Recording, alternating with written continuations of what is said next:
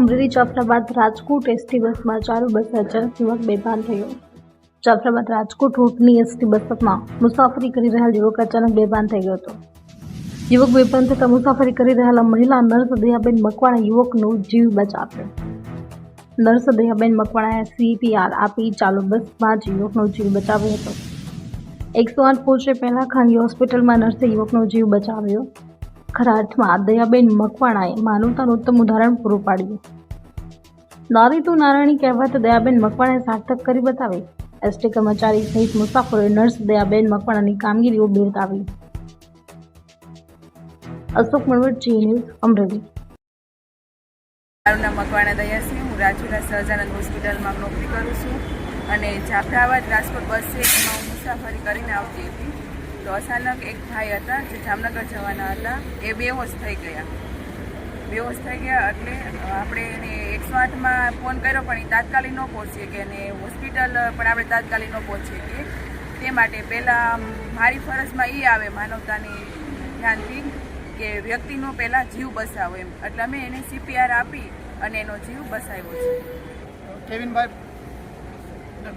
કેવિનભાઈ કરીને એક પેશન્ટ હતા, એમને હાર્ટની કોઈ પ્રોબ્લેમ હશે ખબર નહીં, એટલે એમને લુણકી બાબરા પહેલાં લુણકી જે સ્ટેન્ડ આવે ને ત્યાં પહોંચતા એ ભાઈને આંચકી જેવું આવવા માંડ્યું એટલે મેં અને અમારા પેસેન્જરમાંથી બે બહેનો જે સ્ટાફ નર્સ તરીકે કામ કરતા હતા એ લોકોએ એમને CPR આપી અને બાબરા સુધી પહોંચ્યા। બાબરા આવતા એ નોર્મલ થઈ ગયા, જેમનો જીવ બચી ગયો છે।